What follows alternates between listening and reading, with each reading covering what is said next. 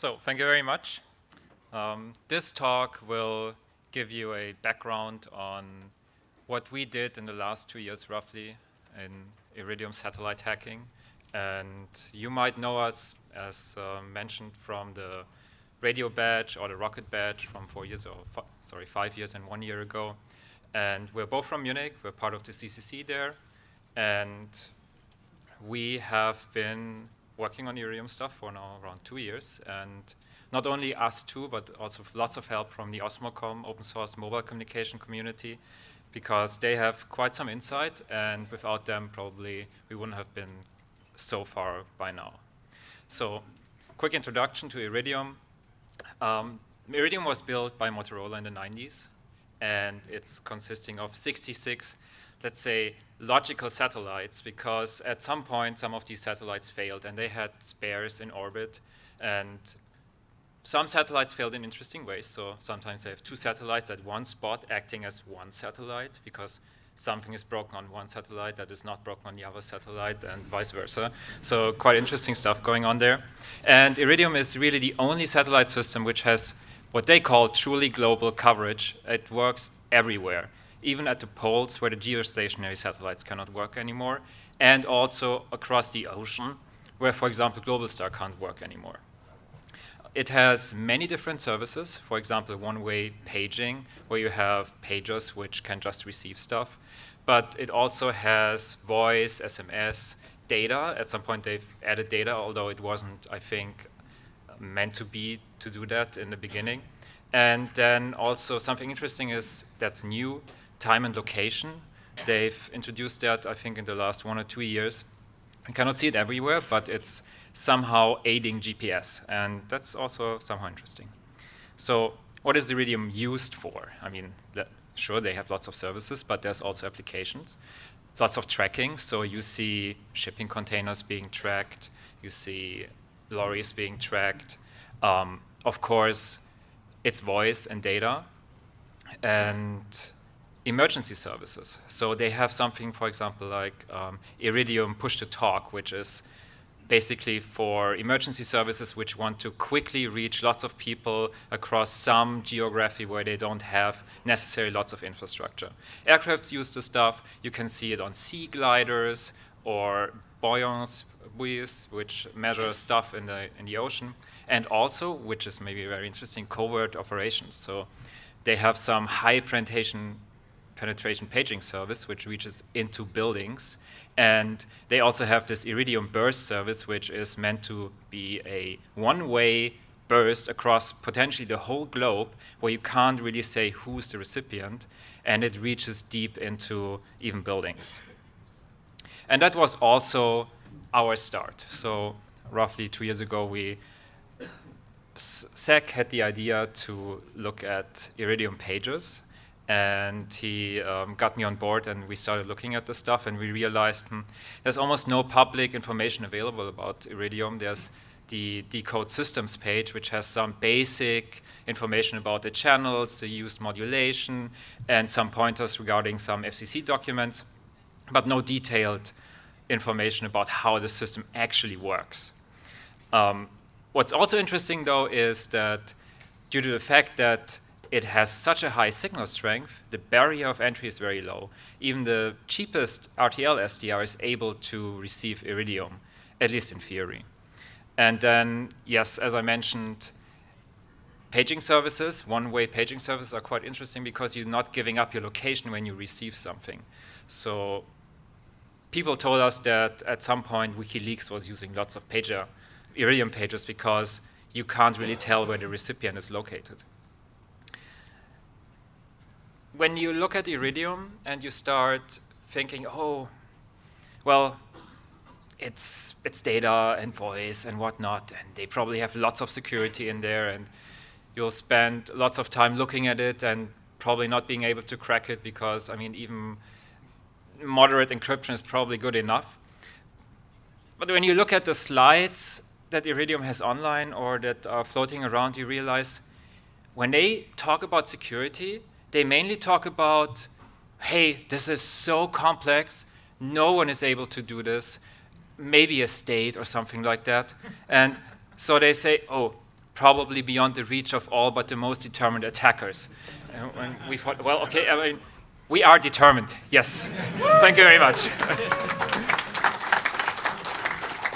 And determined we were. So from the first idea, which took us around roughly 2 years, until now, we have basically decoded most of the system. And with a small gap in 2015, we've worked all the time on Iridium.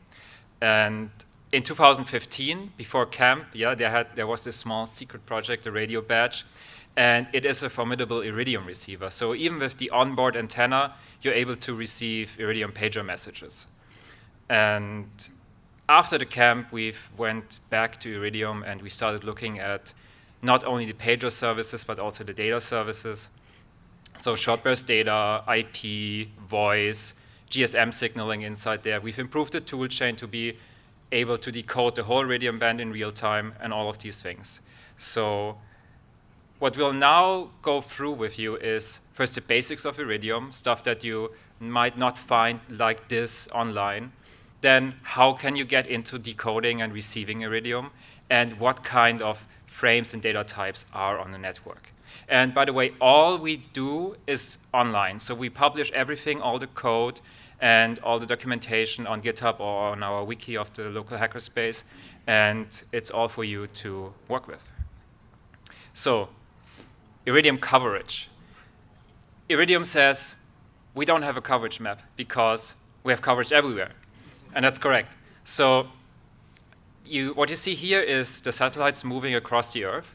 And the small circles are the coverage that each satellite provides. They have small overlaps, so when one satellite comes in reach, the other satellite can take over. Oh, one comes in reach and the other one goes out of reach. The new satellite can take over and you can have a handoff. And obviously, these large circles are spanning multiple countries potentially, and they're divided up in smaller spot beams. So one larger beam is 4,500 kilometers in diameter, roughly. One spot beam has roughly 400 kilometers in diameter. And the satellite drags this fixed spot beam pattern across the Earth. So if you're on a fixed point on the Earth, what you see is these highlighted spot beams moving over you. So you first see maybe spot beam 20, spot beam 21, and then it moves forward. So in this case, the satellite is moving north. And the receiver sees the different spot beams lighting up after each other. If you have a sensitive setup, you can see more than one spot beam at a time. And what you can also see is a little bit of the beam pattern of the antenna of the satellite. Then when you move roughly directly under the satellite, you can see also spot beams which are far away from you at the end of the whole beam that the satellite provides. Regarding frequency usage, great. Wait a second. Oh, better. So you have on the lower part of the spectrum, which begins at 1.616 gigahertz, what they call traffic channels. These are 240 channels, 41 kilohertz apart. They hold basic data. So you see voice, IP traffic, short burst data, and some basic management traffic on there. But they also have the upper frequency band, which is above 1.626 gigahertz. And there's the time and date stuff. There's what we call the ring alert, where they have a higher penetration signal, which tells phones to start ringing and paging them. And then an even higher signal, which is called the pager channel. There's actually multiple of them, but only one is really active. And it contains the one-way pager messages going to Iridium pagers. On the bottom of the screen, you can see how these channels are active. And Iridium is packet-based. It's very bursty. So you cannot simply tune to one channel and start decoding a constant stream of data. You have to detect these packets and then demodulate them each by itself. Regarding modulation, you have a preamble. It's different between uplink and downlink. You have a unique word which identifies this as an Iridium frame. This is binary PPSK. They have different preambles for the uplink and the downlink, and then differential QPSK for the data. We're not going into details of the modulation. You can have a look at our talks at Congress or maybe the toolchain. It's pretty basic in terms of modulation. It's 25,000 symbols per second, not very fast, and no special knowledge about how they do it necessary. Now, to support all of these different services, Iridium has quite a few frame types. We have given them names, three-letter names, and I'm going to go with you quickly through the different frame types so you can have an idea of what they did there. So first, what we call raw frames. These are just detected bursts from our toolchain. If they have the Iridium unique word, we call them IRI, which marks them as actually being from an Iridium satellite. Then you have to differentiate between the uplink and the downlink, the simplex band and the duplex band. So the lower part of the spectrum is the duplex band, and the upper part is the simplex band. The simplex band is only going from the satellite to the receivers. There you have the time and location, that's what we call ITL. You have the ring alert, what we call IRA, and the ring alert is protected by a certain type of checksum. And just by looking at the checksum, and if it matches, we can say, okay, this is a ring alert frame. Then also pager messages have another kind of checksum and also another kind of unique word. Some of these then contain messages, which we call then MSG. The broadcast frames are a little bit special. They're in the duplex band, but they're also actually only coming from the satellite to the receivers. They contain basic system information about what the system is doing and also acquisition information, where to go. It tells the receivers to which channel they are associated. Oops. Then there's something called the Iridium link control word. Frames which contain the link control word are traffic frames, and the link control word contains some smaller management information, and also it defines what is inside this frame now. First one is link control word 7. That's a synchronization frame, just some basic filler frame which just contains the link control word. Then we have link control word number 3, which we don't know what it is. It has some specific Reed-Solomon checksum. Link control word number 2, data frames. They contain GSM data frames or short burst data. They also have a specific BCH checksum. Then packets. Now, this is data, but it's packet-based data.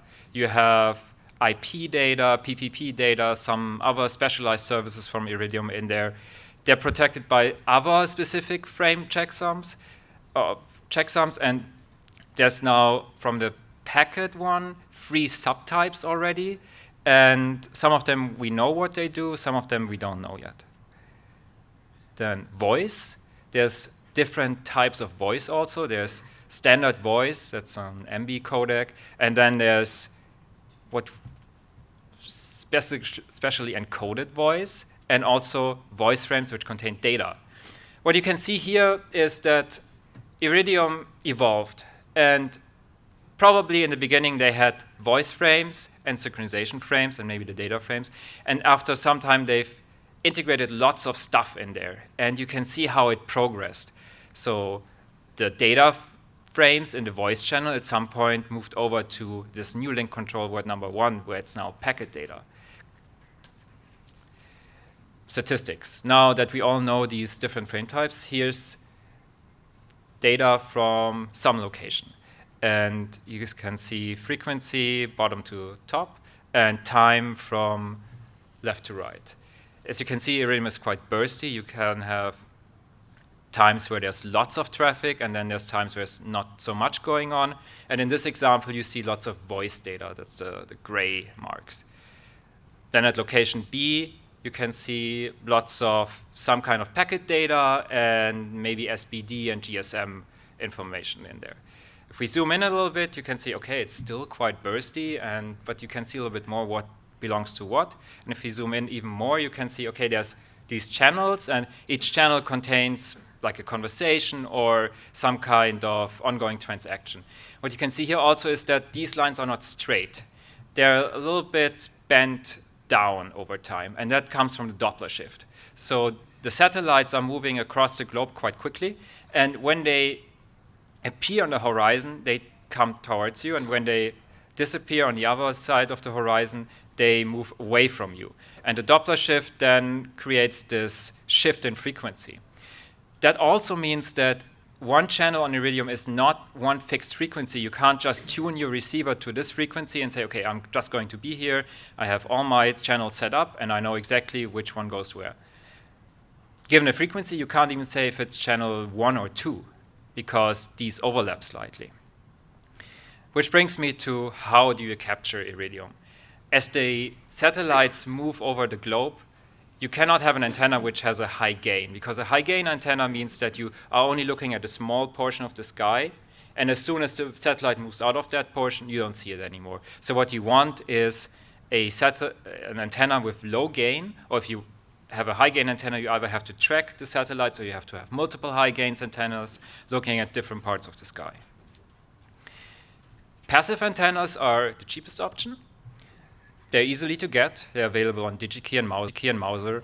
You can even build them yourself if you want to. So Jared Boone, or aka Shared Brain, did some very basic setup using some FR4 PCB and a patch antenna on his product pack, and he was able to receive Iridium very clearly.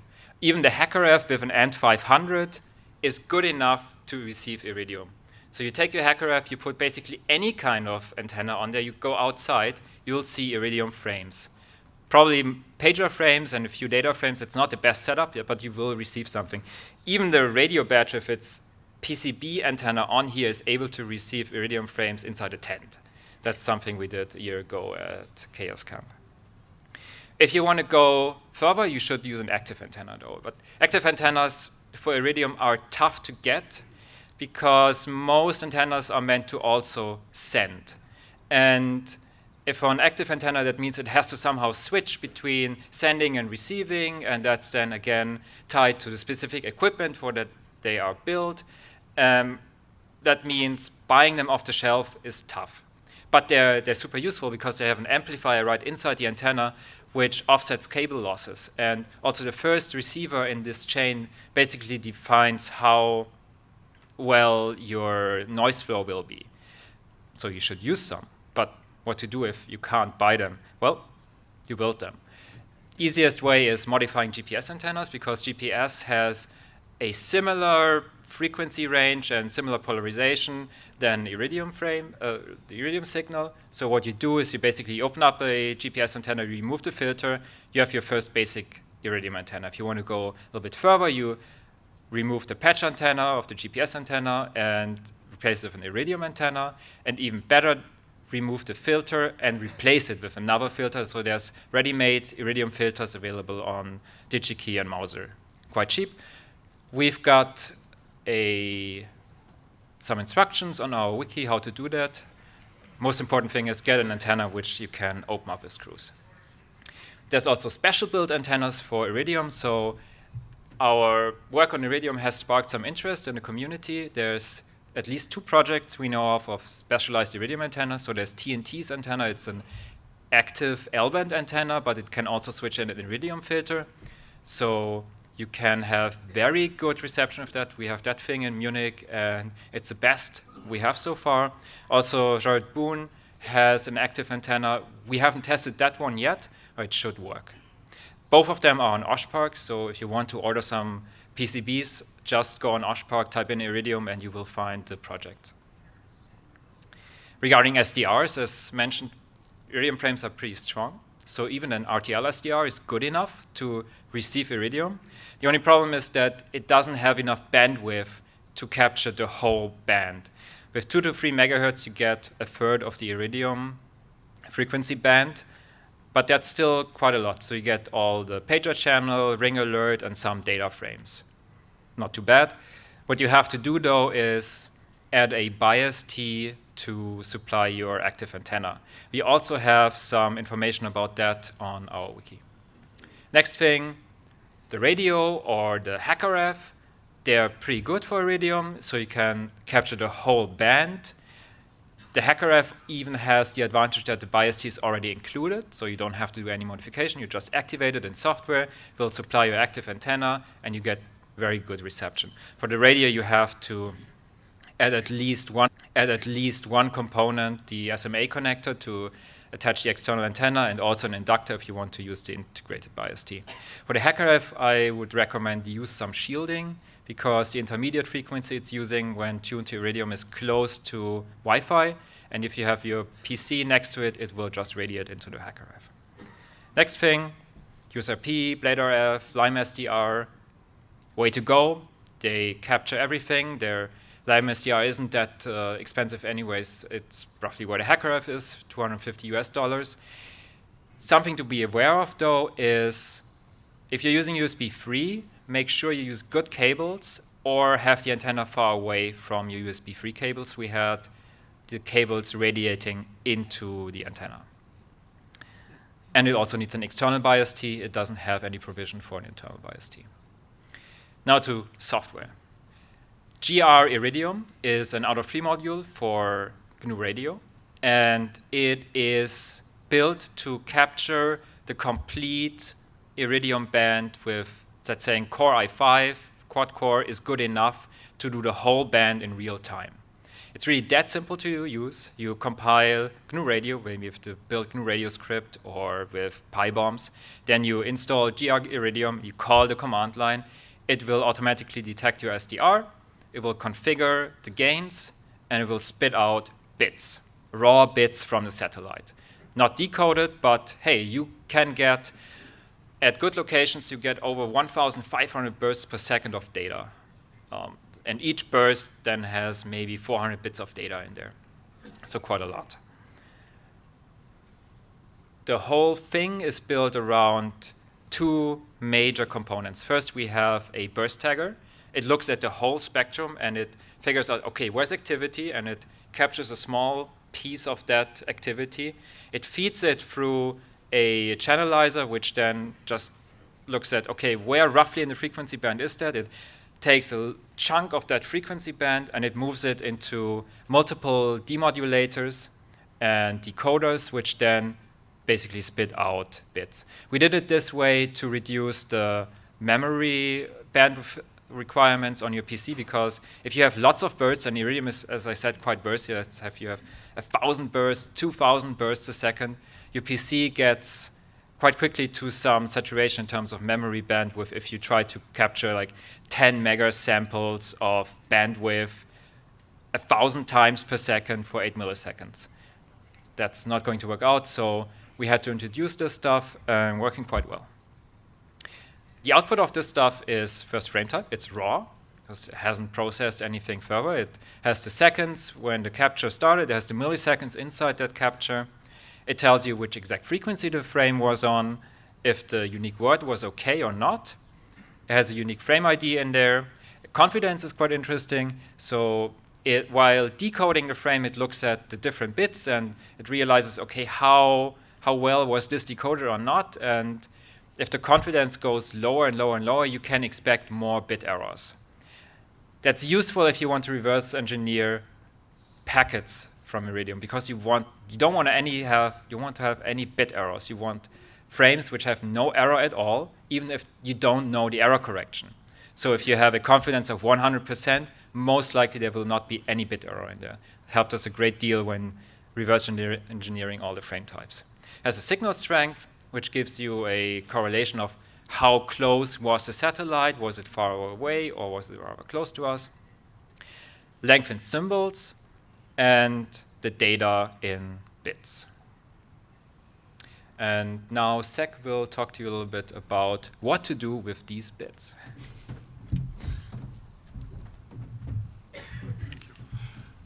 OK, so after you run the gr-iridium thing and got all the bits, you get a text file which contains all the bits, and then you just pipe it through the next tool, which is the Iridium toolkit Python script.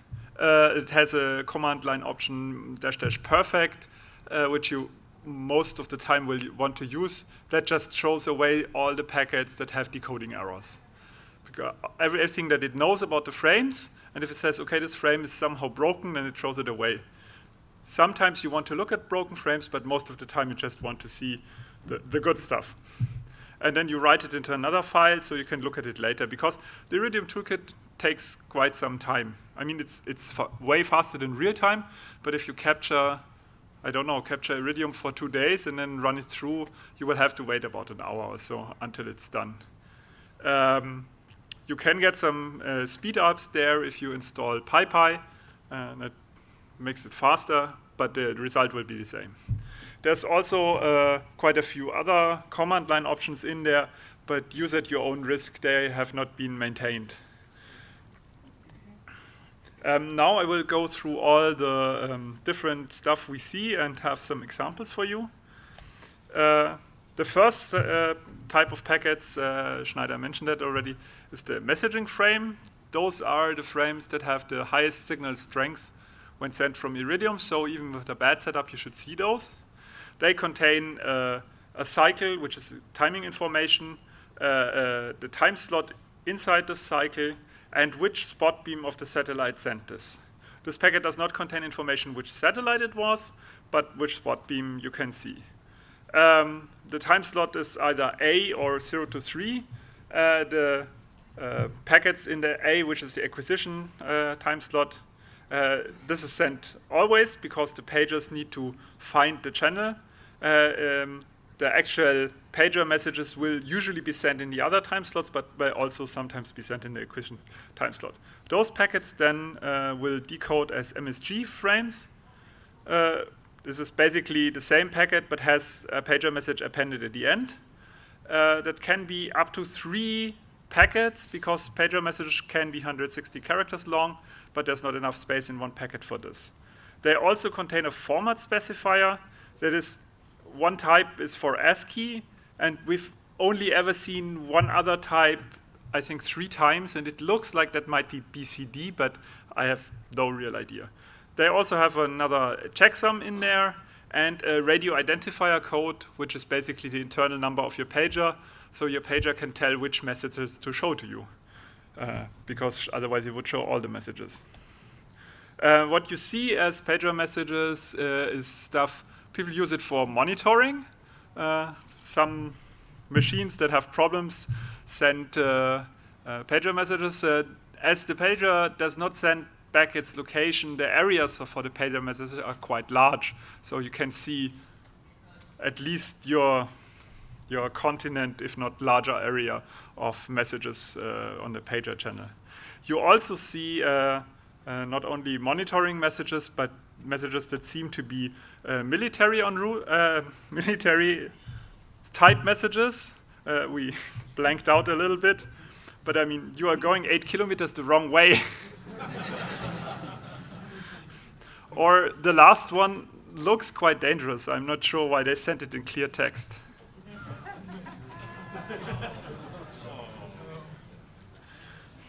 And then there's also messages where I can only say WTF. This is a conversation that was occurring over probably 1 or 2 days. And I have no idea what the red scorpion is and why the bartender needs to talk to them before they can make the payment. And whoever is white, no idea.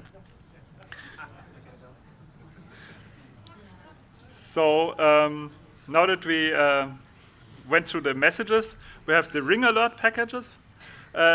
Those are generally used to alert phones that they should be ringing.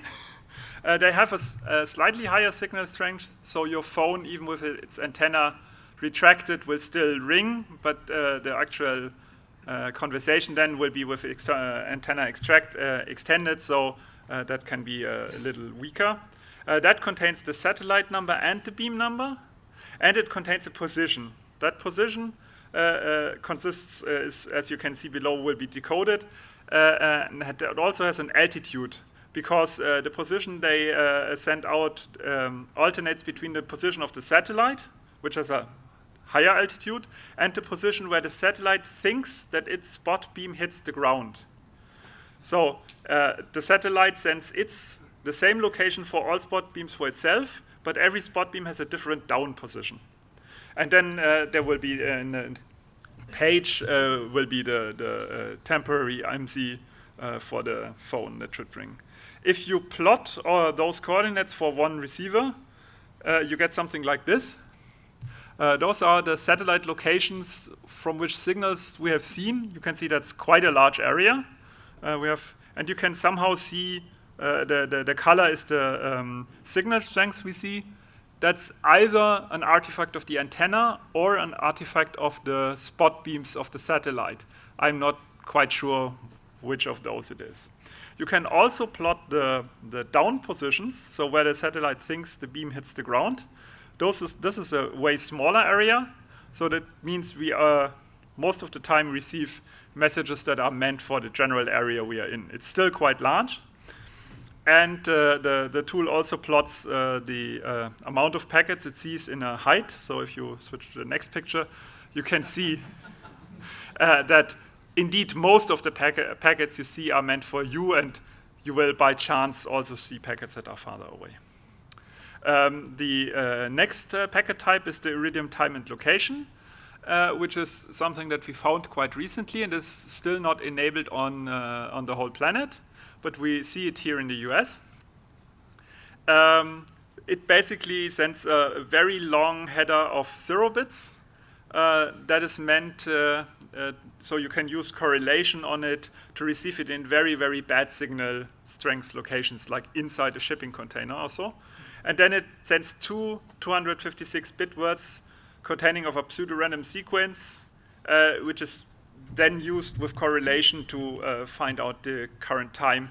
We don't have much information about it. We found 1 or 2 patents about it, but those are not very elaborating much on the information. So currently we just output the words. We cannot do any location from that, unfortunately. The next frames, we are going into the duplex channel, are the broadcast frames. Those also contain satellite and beam ID. They also contain acquisition info and rotating between the packets additional info about transmission strength, about TIMSIs that should expire, and actually a time. I have some example frames here. The most interesting part about the time is that this is a time field that is, I forgot how many bits it is, but it has less resolution than the Unix timestamp. So the Iridium has its own epoch, and a few years ago they had a rollover. So they sent memos to all their customers. Yeah, the time has changed. Please type into your phone this 30-digit string to update your phone to the new epoch. And they basically tell the phone what 0 means in real time to translate the time. The rest of the frames that we see contain the link control word. Schneider also told you about that already. It has a 3-bit frame type ID, of which we only have seen the values 0, 1, 2, 3, and 7. So the others are not used. Most of the info that we have about the link control word was reverse engineered from an SBD modem, the 9601, which has, has a very nice debug output that gave us some of the strings. You see that it has the time of arrival and frequency of arrival adjustments. So the sender can, the satellite tells you if your signal arrived a little bit too early, a little bit too late, or to the left or to the right on the frequency, so you can adjust it and send it on the proper channel. It also contains information about handoff. If your satellite says, hey, I'm soon going to be gone, please go to another satellite, then you also need to go on a different channel. Inside the link control word, we have the, that is a picture of the modem. Inside the link control word, we have the synchronization packets.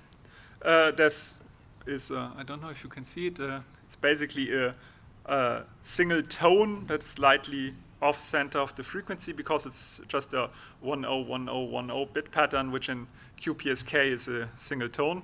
You see that periodically, and it is most of the time probably sent just to have a link control word where you can put in that information there, and you need to fill the frame somehow.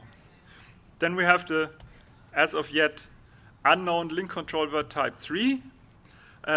we have been getting very, very good at spotting checksums in random data. So I can tell you that there is a Reed-Solomon checksum which is based on 6-bit words, and we can successfully verify that it is valid, but I still have no idea what the data means.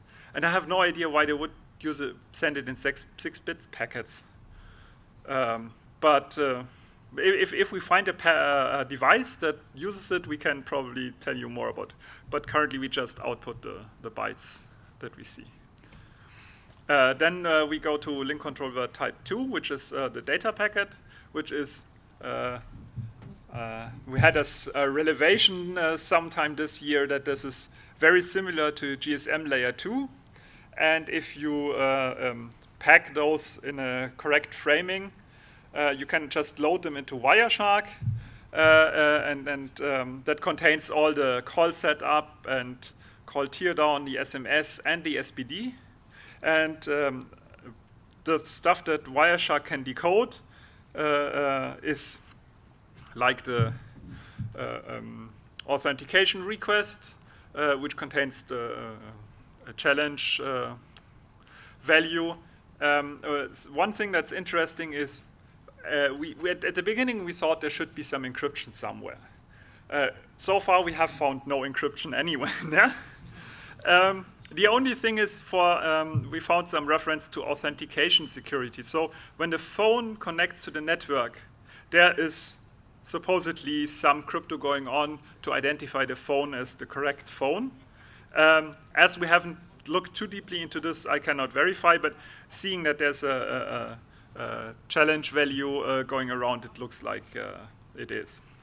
You can also see then stuff like a call setup, where just the number that is being called, this is the number of our hackerspace, so don't all call at the same time, please. But that works. I mean, there's also like the frames that contain SPD data. Wireshark will not decode them. You will get error messages. There's some work to be done to get Wireshark to decode them, but we didn't have time. But once you have this PCAP file, you can put that into T-Shark, the text console burst version of Wireshark, to extract information from it, like SMS messages, if you want to see them. And in theory, if you had such a recording and would look at it, then you could maybe see messages like those. I fear for the well-being of those chickens. Or maybe there could be messages like this one.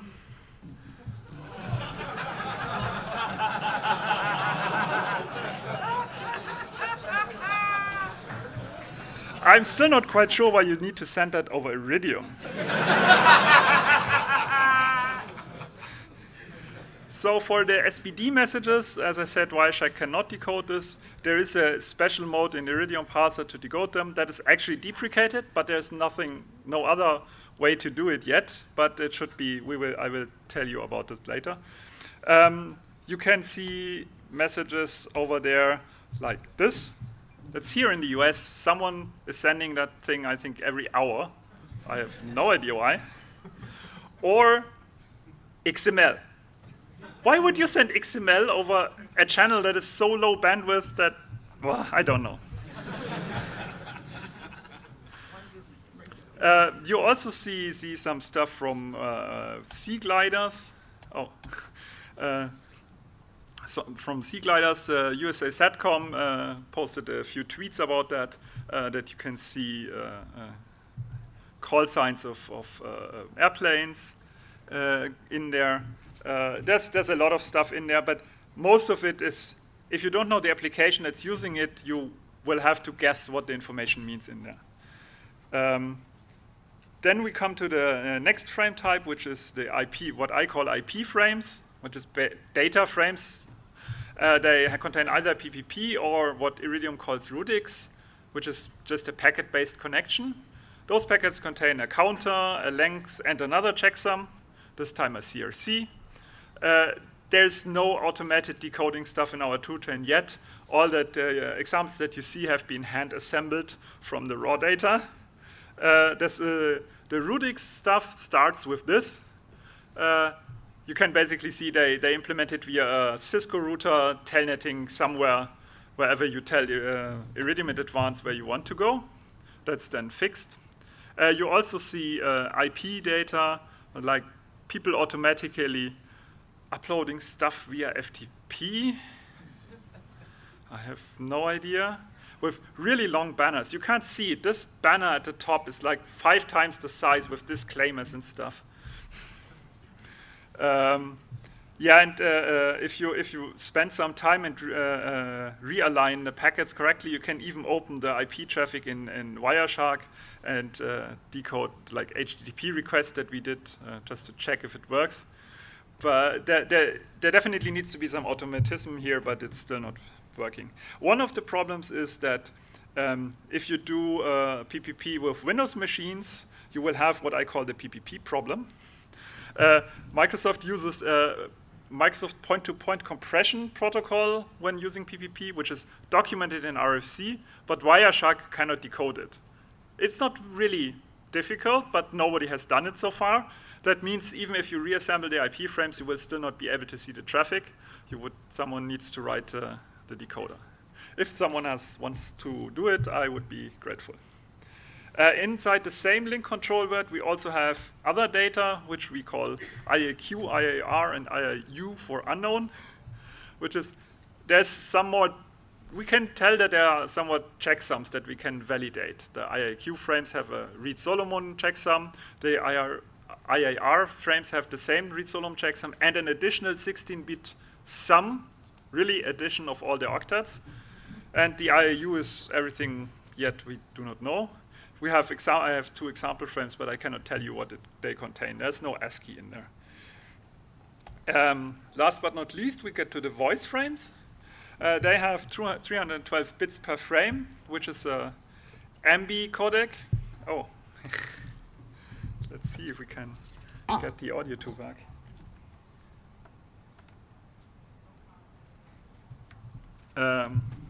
This is a proprietary codec. Fortunately, we got some outside help from the Osmocom guys, especially TNT, who had some knowledge with that codec from other satellite systems. And we have now 2 different decoders for that data. One is a re-implementation in C, and the other is some emulation based on the original firmware from the phone, which just emulates it and decodes it. And we have 2 examples here. Can we hear something? Audio, please.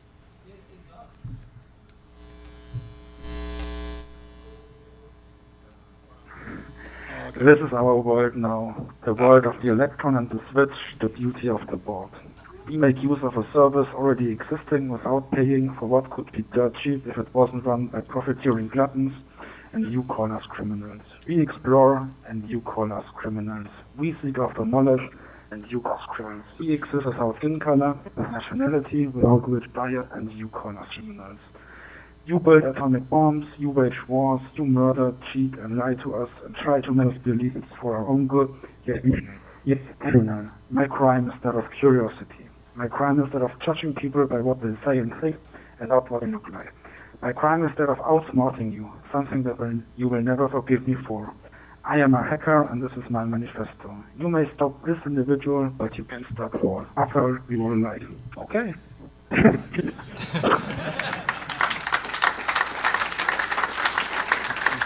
Yeah, so this was a test call at our local hackerspace. That was roughly ideal recording conditions, and you can still hear that that voice codec is not very good. I mean, okay, it has to work with 2K4. That's not very much bandwidth. And we have one other sample that I found very interesting. You have reached the 310 Airlift Squadron C-37 aircraft, tail number 0028. To call the CSO, press 1. To call secure telephone number 1, press 2. To call secure telephone number 2, press SATCOM direct Inmarsat connection in process. Please hold while we attempt to connect your call. The approximate global connect time is 20. Okay, you can find the 310th Airlift Squadron on Wikipedia. And they have indeed a C-37 aircraft. I have no idea. Remember, we are listening to Iridium. That thing is then connecting through Inmarsat somewhere else. What is going on? So we also have, as Schneider mentioned, the other voice frames that we call VOD for digital, because there's an additional checksum in there. And that additional checksum means that the frame is not big enough for the data. So the voice data needs to be split over 2 frames. So you use twice the bandwidth for the same information with a little bit of additional checksum. We don't see that everywhere on the globe, but in some locations. To me, it seems like a bandwidth waste.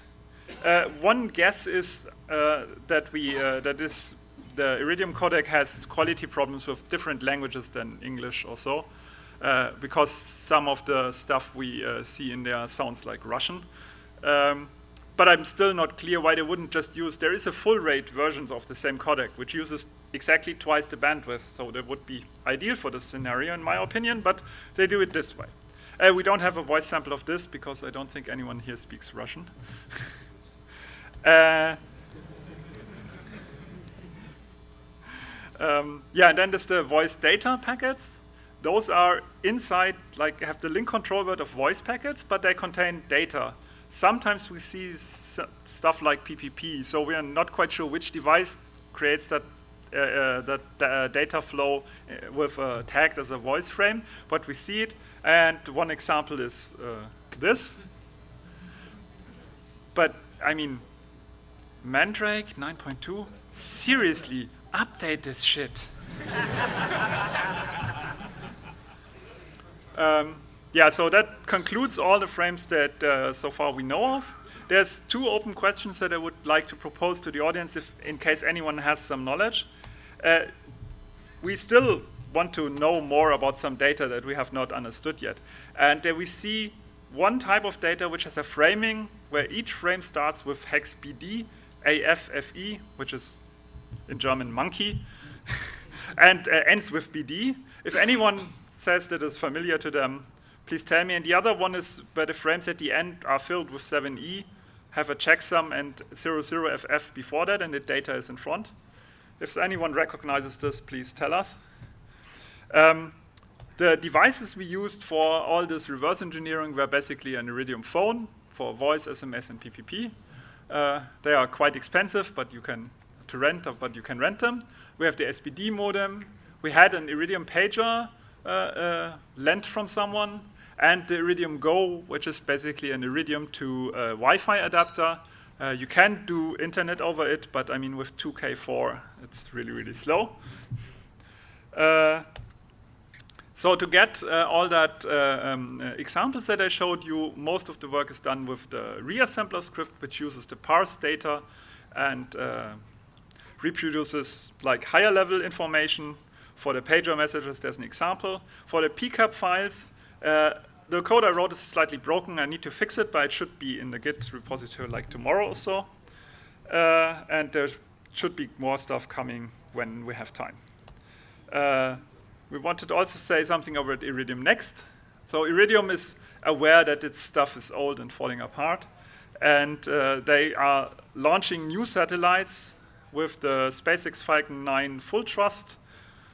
Supposed to be launching in September. I mean, they've been saying they will launch the satellites for a few years now, and they moved it to the future and to the future. But hopefully, it looks like they will be launched. They will be backwards compatible, so you will still see all the old stuff. But there should be new services that might be interesting. And there will be no more Iridium flares with the new satellites. So if you want to see them, do it now. Stuff that still needs to be done to understand the radio resource layer, how they handle which frequencies they choose, and how they authenticate to the network. We still have a few blobs of firmware to reverse engineer to find more, maybe debug information. If anyone has interesting Iridium devices, we always want to look at those. The Wireshark I mentioned already needs to be enhanced, and more unknown frames. Even in SBD, we see data that we do not understand. And last but not least, as we already mentioned, all the code is on GitHub. These are the links. There's an IRC channel where we will be hanging around if you have questions. If you have any Iridium devices and want to lend them to us, please. And thanks to all the people that helped us, especially TNT, Dieter Spar, Ayman, and Steve M. And if you want to send us some information you have maybe encrypted, those are our PGP keys. Well, cannot really read the second one, I'm sorry. And our Twitter handles.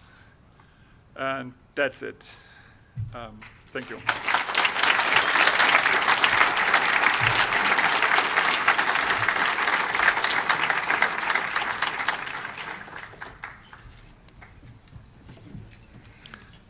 Does anyone have questions?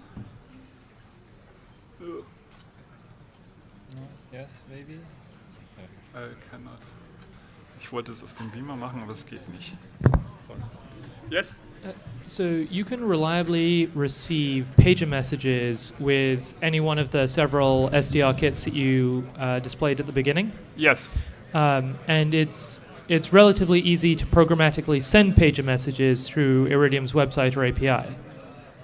There is an Iridium website where you can, if you know a receiver number, you can free of charge send Iridium pager messages. So between those two things, you could send and receive pager messages from anywhere to anywhere.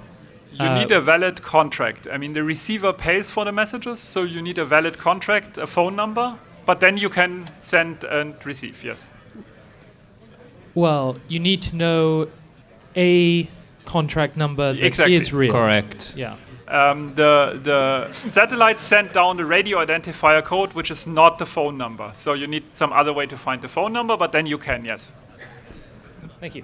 And the owner of the pager sets the receive areas. Iridium lets you select where it gets down. You have like 3 areas. That's like nearly whole of Europe if you want it, but if your receiver is in the wrong country, you will not see the message.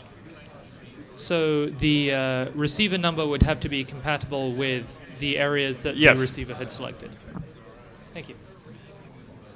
So you did this really cool thing where you captured somebody calling a plane that was probably like, government plane or whatever, and they were...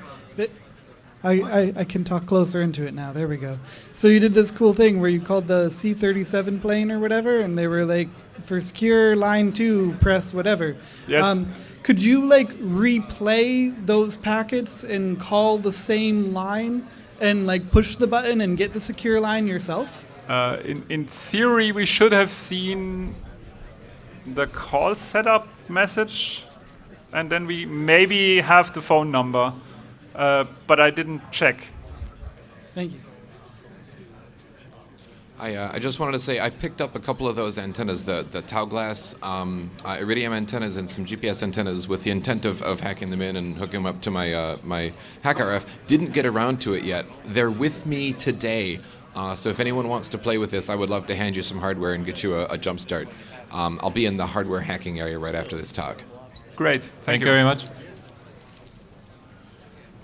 Hi, I've gotten into arguments with people about how many bits are in a byte, right? So maybe this is really obvious, but the number of bits in a byte isn't 8, right? It's dependent upon the number of bits that it takes to describe your character set, right? Yes. So have you considered that 6-bit unknown value is actually not, it's 6 bits for the language? Yes, but I mean, all the rest of Iridium has 8-bit bytes. So I'm wondering why suddenly in this position they use 6-bit. Yeah, well, it's possible that you have some sort of legacy IBM system that's a part of the match. That could be, yes. Yeah. Okay. Thanks. A question for the bidirectional data. Do you see both sides of the conversation, or do you only see one side? So if the initiator of the communication or the uplink generating device is near to you, like a kilometer or 2, you can still see it with your SDR, yes. Okay, but if the center's outside of where you are, you only see the one side of the conversation then? Exactly. Yeah. Okay.